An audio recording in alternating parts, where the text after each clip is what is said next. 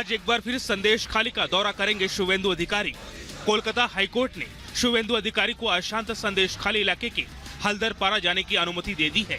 अदालत ने हल्दरपारा में सीआरपीसी की धारा 144 के तहत निषेधाज्ञा लागू करने पर भी रोक लगा दी।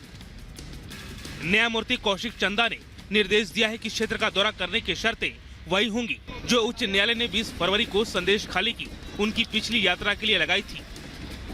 पहले के आदेश में अदालत ने अधिकारी को स्थानीय पुलिस स्टेशन के समक्ष एक हल्फनामा दायर करने का निर्देश दिया था कि वो अशांत क्षेत्र का यात्रा के दौरान ऐसी किसी भी गतिविधि में शामिल नहीं हो जिससे इलाके में कानून और व्यवस्था की स्थिति खराब हो सकती है।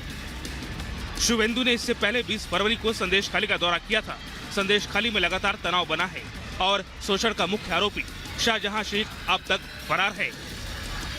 Bureau report.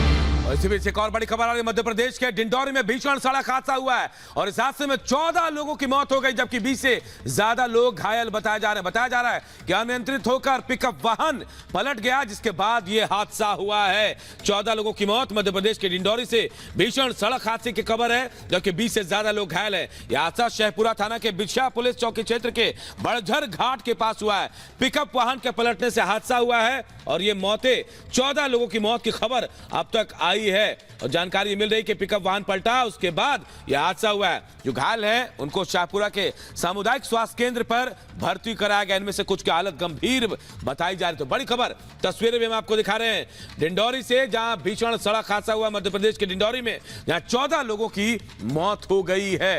अनियंत्रित होकर एक पिकअप वाहन पलटा उसके बाद यह हादसा हुआ। 20 से ज्यादा लोग घायल हैं।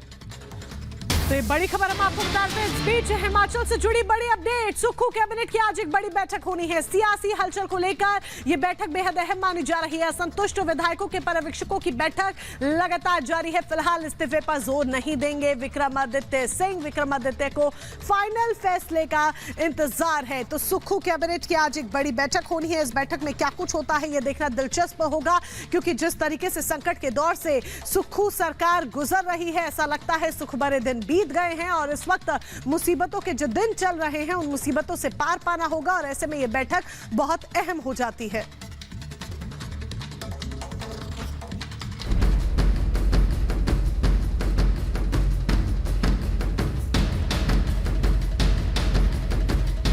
हमको ये कोई लेना देना नहीं है कि सरकार रहती है कि नहीं रहती है, हम पद पे रहते हैं कि नहीं रहते हैं। सियासी हलचल, सुक्खू पर संकट।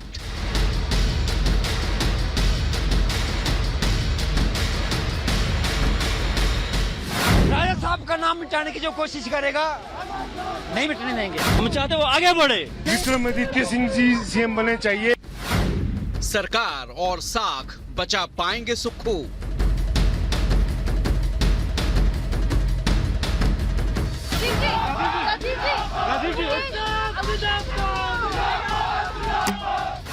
सुक्खू कैबिनेट की बैठक पर टिकी नजरें।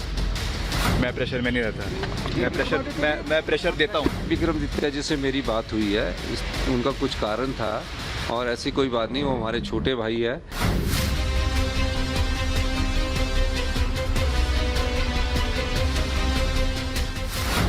असंतुष्टों को मनाने में जुटे पर्यवेक्षक।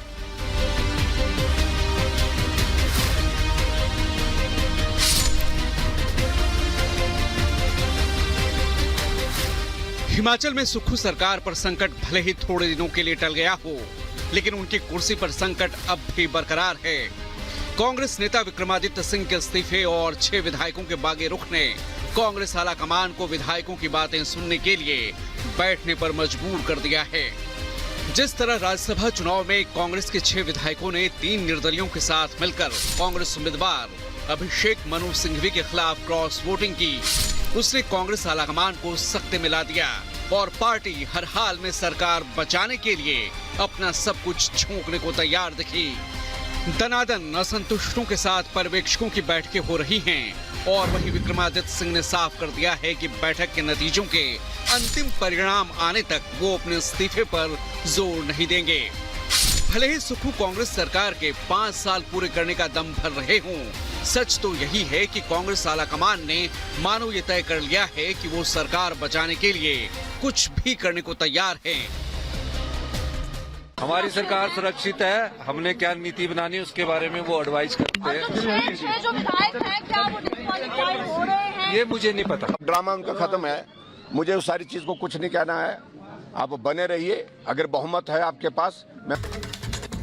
नमस्कार, रिपब्लिक भारत पर मॉर्निंग स्पेशल देख रहे हैं आप और मैं हूं आप सबके साथ अनूप। मेरे साथ इस बुलेटिन में मोनिका भी होंगे, लेकिन शुरुआत बड़ी खबर से करते हैं। बड़ी खबर ये, संदेश खाली का शैतान गिरफ्तार हो गया। जी हां, शाहजहां शेख गिरफ्तार हो गया। पश्चिम बंगाल पुलिस ने देर रात शाहजहां शेख को गिरफ्तार कर लिया और आज शाहजहां शेख को कोर्ट में पेश किया जाएगा। देर रात गिरफ्तारी हुई उत्तर 24 परगना से शाहजहां शेख को गिरफ्तार किया गया। और सबसे बड़ा सवाल यही कि आखिर 55 दिनों तक कहां था शाहजहां शेख, क्योंकि जहां से गिरफ्तारी हुई है कहा यह जा रहा है कि संदेश खाली से बेहद नजदीक उत्तर 24 परगना है। और ऐसे में पुलिस क्यों नहीं ढूंढ पाई शाहजहां शेख को? क्या उसे बचाने की कोशिश की जा रही थी? सबसे बड़ा सवाल यह। लेकिन अब शिकंजे में आ गया शाहजहां शेख और आज कोर्ट में पेशी होगी। तो दूसरी तरफ देखिए, ईडी ने आज पूछताछ के लिए समन भी भेजा था। तो यह भी कहा जा रहा है कि हो सकता है कोर्ट में पेश करने के बाद ईडी उसे अपने कस्टडी में लेगी, उससे पूछताछ किया जाएगा।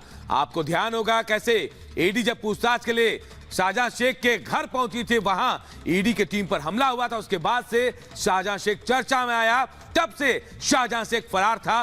55 दिनों के बाद, यहां 55 दिनों के बाद कल देर रात उसकी गिरफ्तारी हो गई है। तो 5 जनवरी से शाहजहां शेख फरार चल रहा था। 5 जनवरी से देखिए फरार चल रहा था और अब जाकर 29 फरवरी यानी कि ठीक 55 दिनों के बाद शाहजहां शेख की गिरफ्तारी होती है। देर रात गिरफ्तारी हुई है। हालांकि भारतीय जनता पार्टी इस पर आरोप लगा रही है कि शाहजहां शेख को टीएमसी ने ही शरण देकर रखी थी।